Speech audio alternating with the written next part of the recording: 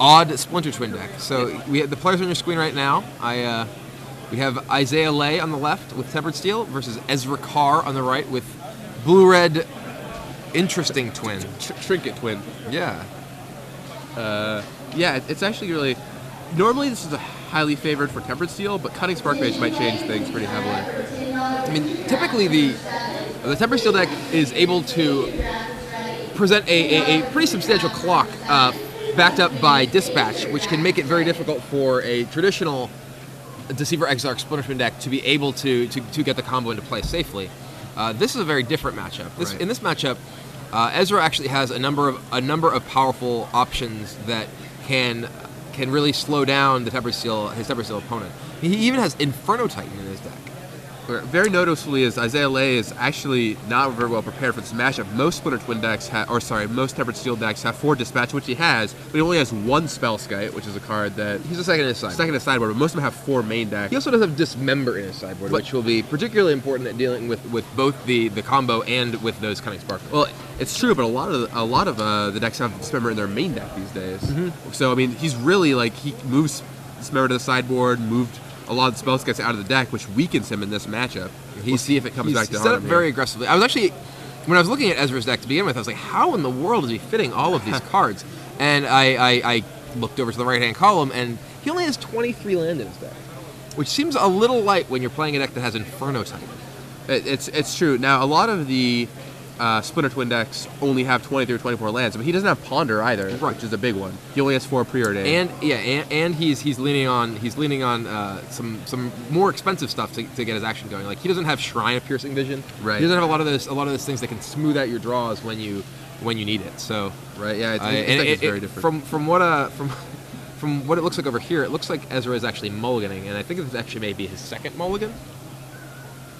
Yeah, he's going down to 5 cards. So that land light build may be already haunting him here. Yeah, and it's interesting when you look at these blue-red decks, because unlike a lot of the other decks, they do have Holomar depths, but they don't have man lands to rely on. They don't have the Inkmob nexuses that they need, and it seems like people just aren't sometimes I wonder if there's not playing enough lands in their Splinter Twin decks. Where 4 Tectonic Edges. Yeah, and 4 Tectonic Edges, and your mana is so crucial in this deck. I don't know. It seems like when it just shows you how much of an impact those Worldwake manlands have on the format. People are playing, 27 land Cobblade decks with all these manlands. Once all these manlands go away, is the format just going to sink into a place where everyone's playing, getting mana screwed all the time because they're not playing enough lands? But we're off to the races. Isaiah Lay cracks Misty Rainforest. Or sorry, Marsh Flats, not Misty Rainforest. Is that a Mirage basic planes? I think it's Mirage. I believe so, yeah. It looks like there's like a giraffe on it. That's a telltale sign of the Mirage block. Telltale sign, exactly. Mirage, where the giraffes are. Giraffes and river boas and fire blasts and impulses. And apparently Memnites, which returns his... he's returned with Glinthawk Idol, then plays the Memnite once again. Not a bad start. Turn 1 3 power. It's like to make your own Wild Mikado. It's kind of like a Wild Mikado. And the correct island from Ezra Carr.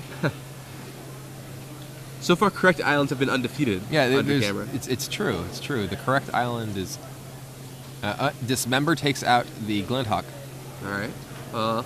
Not too shabby. So that'll make Ezra drop down to 15. 4 from the Dismember, 1 from the Memnite hit. Isaiah sacrifices an Arid Mace this time. Will he have a different planes, or is he consistent in his Mirage choice? Mono Mirage, let's see.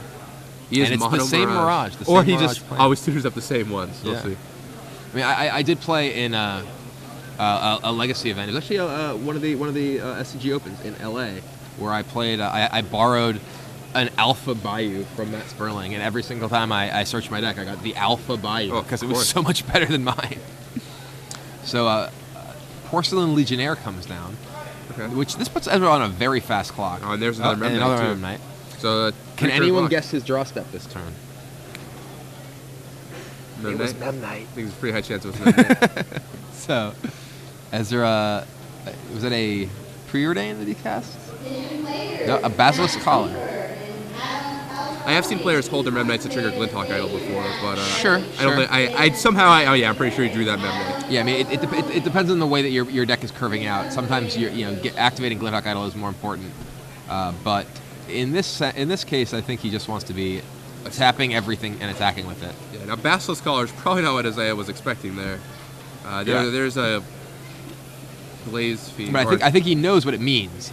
It's very rare that you'll see a lone Basilisk Collar without Spark Mage to back it up. And do we have a Spark Mage coming from Isaiah? He has a Spark here? Mage. I can see him swinging the game. It does not in his look favor. like it. Looks no. He has a Chimeric Mask for 2. So a bunch of relatively mediocre Trinket Mage targets in this matchup, at least, coming down, and probably not going to be able to hold the fort against Isaiah's attack here. Yeah, but we were talking about how good Cunning Spark Mage was. If he had Spark Mage there and Isaiah didn't have the Dispatch, I could easily see Ezra getting right back into this very game. easily. I mean, kill the Porcelain Legionnaire, kill a guy every turn. Yep. And I mean, with the Caller too, he's able to get his life back up, so he's getting out of range very quickly. So Chimeric Mask, I think, has to eat a Mem Knight here. Yep, I agree. Eat a Mem Knight, drop to 5. Oh, Dismember. Okay.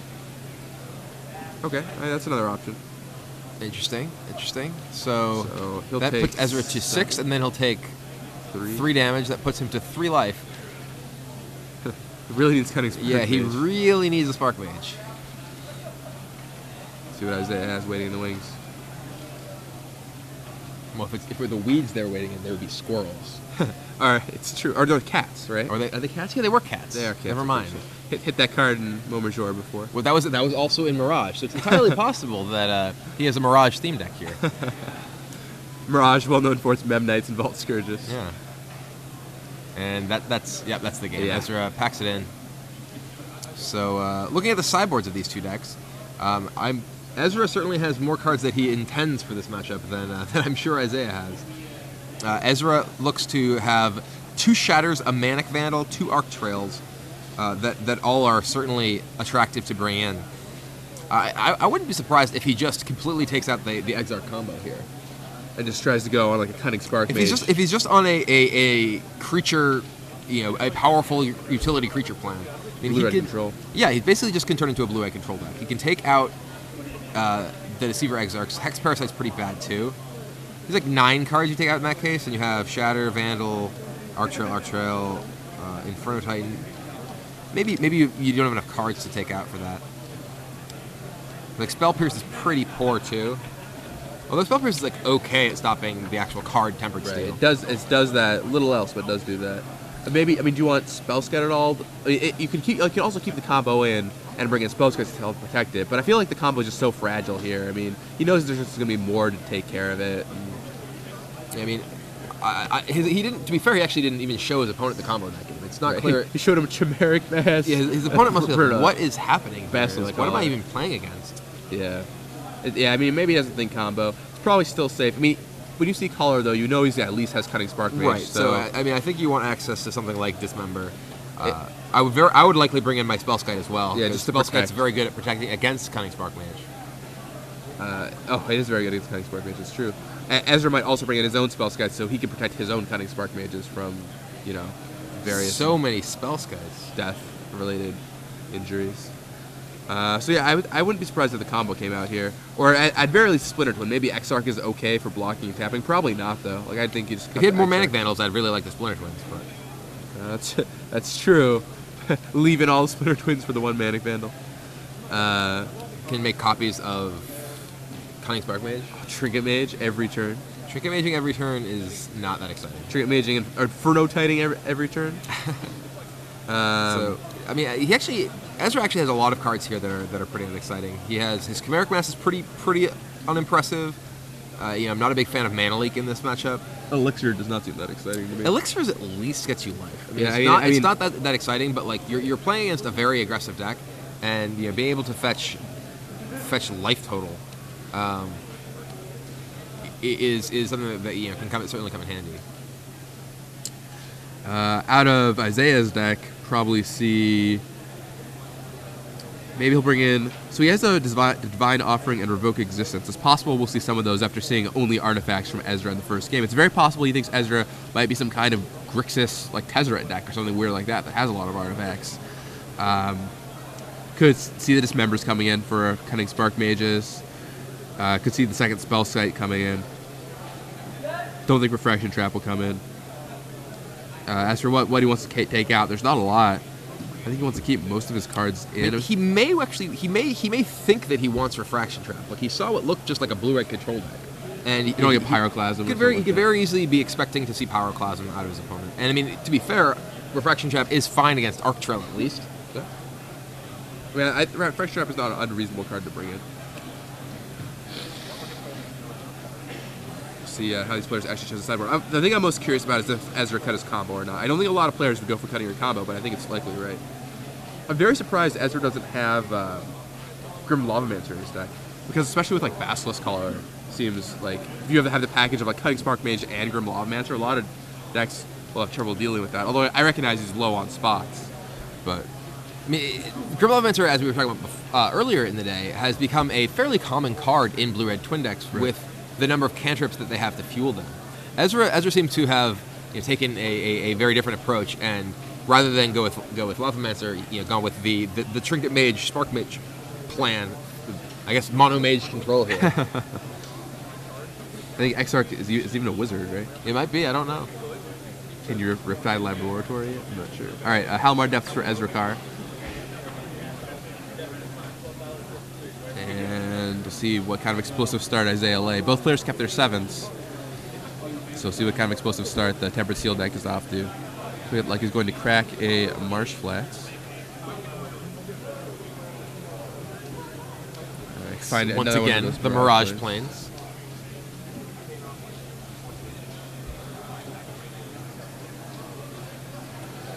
And last game, Isaiah set up a pretty quick presence that was able to deal a lot of damage. Something that Tempered Steel does very well.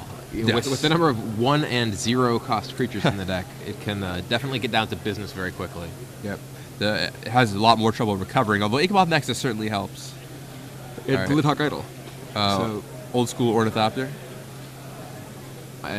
Probably, is this Go? Ornithopter Go? The old Ornithopter Go plan. So one of the first decks I ever built in Magic was an Ornithopter deck. It was Ornithopters, Dark Rituals, and Unholy Strengths and Swamps. That was all that was in the deck. So I have done the Ornithopter Go plan before because I didn't have any Dark Rituals, and for some reason still had a hand. It was the all land no land mulligan back then. So the hands that didn't have Unholy Strength were pretty bad. So you know all about the Ornithopter Go strategy. You know about how viable Ornithopter Go generally doesn't win, but we will see how it does in this game. So this is a Steel Overseer. So Steel Overseer makes Ornithopter Go much more palatable. It's kind of like an Unholy Strength, except it takes 2 turns to get online. He also played Ichabod Nexus, which is certainly noteworthy. And another Ornithopter. Double Ornithopter Go. So, and they're actually Antiquities Ornithopters. These are exactly the type of Ornithopters that I had way back when. So, Isaiah saying Pyroclasm me. Ezra saying I don't have it in my deck. So, I don't think they're either saying these things, but... Is that a Tectonic Edge? It is a Tectonic Edge. Keep that Ichabod Nexus down. This is actually something that I noticed when I was looking at Ezra's list, and when I was trying to figure out how he fit everything. He doesn't have very many red sources. He has five mountains, 4 Scalding Tarns, and 2 Terraforming. That's not. He has access to 11 total. He's actually only 5 actual red sources in his deck. It seems like it's very difficult to actually ever cast Splinter Twin. Yeah, I mean Splinter Twin is RR. Plus, he is like most decks have like Lavamancer and Twin. He's got way more red sources, or way more Tempered Steel. Tempered Steel. That's bad news. Oh, and Ezra does not have a counter. Crashes in for 4. His deck is very poorly set up to actually beat an active Tempered Steel. He cannot remove it from play. All right, Trinket Mage time. Trinket Mage does. This is actually Isaiah actually just cast 2 Unholy Strengths in his turn. 1 for each Ornithopter. That's really unfair.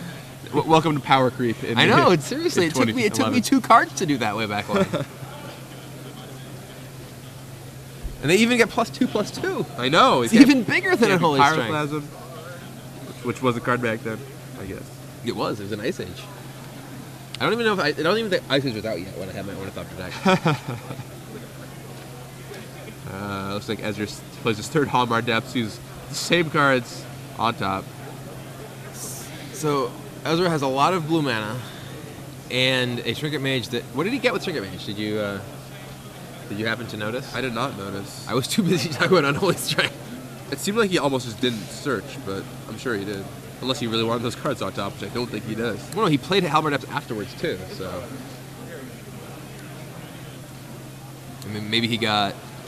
Yeah, I think, what he really needs here, he really just needs to get Spark Mage Collar online. Yeah. Like, Spark Mage alone isn't enough anymore. All right, serves in for 4 and 2 poison. Or 3 poison, excuse me. Yeah, he got Collar. That's what I would presume. So if he has a Spark Mage on a red source, he could play the Spark Mage next turn, then Collar it the turn after. But that's still running a little behind schedule. And he still is facing, I mean, a Nexus, which is starting to be lethal in just a couple turns. Those Ornithopters are starting to be lethal very quickly. That Porcelain Legionnaire is also starting to be lethal. So he's getting a lot of threats over here. I think he should call the police and have Isaiah arrested for assault. Because there's a lot of threats. All right, shipping my... All right, very triumphantly, shipping my Basilisk Collar. Boom! Collar on Trinket Mage. And it can't block anything. Collar not so exciting against that. Does not grant first strike. Does not grant flying. Does not grant +2/+2. Looks like we need a Sword of Vengeance next. That would be pretty sweet. Is that 3 to play, 3 to equip, or 2 to equip? I believe it's 3/3. 3/3. That's what I think also. I think there's even a dispatch hiding out in Isaiah's hand in case anything were to go wrong. Activate Nexus. Crunch in with the team.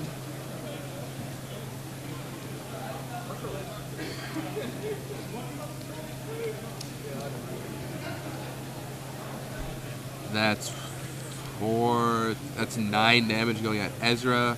And before blockers, we're going to dismember the Trinket Mage. And there it is. And that's the game. That's it. Blisteringly fast Magic played. Wow. It's just no short matches today. Actually, Or no long matches. No long matches it's opposite day, so Yeah. But good thing. Good save. Also, I'm